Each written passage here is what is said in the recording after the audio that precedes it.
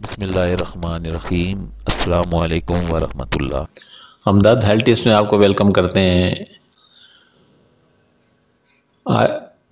آج کی اس نئی ویڈیو میں بے اولادی کا علاج طب نبوی صلی اللہ علیہ وآلہ وسلم سے آپ کے لیے لے کے آئے ہیں۔ حضرت علی کرم اللہ وجہ الکریم فرماتے ہیں کہ ایک شخص نبی کریم صلی اللہ علیہ وآلہ وسلم کے پاس آیا اور اس نے عرض کی کہ میرے گھر میں اولاد پیدا نہیں ہوتی۔ رسول پاک صلی اللہ علیہ وسلم نے اس کے لیے جو علاج تجویز فرمایا، آپ صلی اللہ علیہ وآلہ وسلم نے ارشاد فرمایا کہ تم انڈے کھایا کرو۔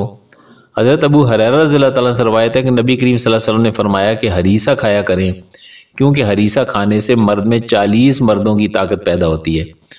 حضرت انس رضی اللہ تعالیٰ عنہ فرماتے ہیں کہ رسول کریم صلی اللہ علیہ وسلم نے ارشاد فرمایا کہ بدن سے بالوں کا جلد دور کرنا قوت با کو بڑھاتا ہے۔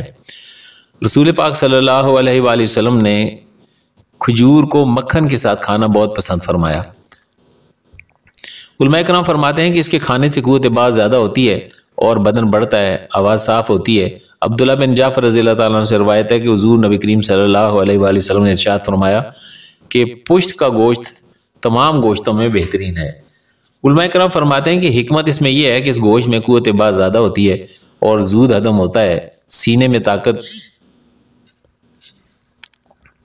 پیدا کرتا ہے اور کمر کے درد کے لیے فائدہ مند ہے۔ بعض روایات میں حضرت ام المؤمنین عائشہ صدیقہ رضی اللہ تعالیٰ عنہا سے روایت ہے کہ رسول پاک صلی اللہ علیہ وسلم کو حیض بہت پسند تھا۔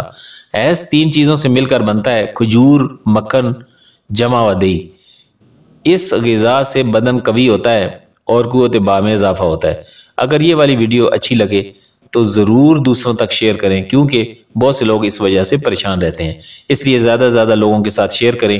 اس سے ہوگا یہ کہ لوگوں کا علم بڑھے گا اور مشکلات بھی کم ہو جائیں گی۔ انشاءاللہ تعالی آپ کو فائدہ ہی فائدہ ہوگا۔ شیئر کریں۔ جزاک اللہ فی الدارین۔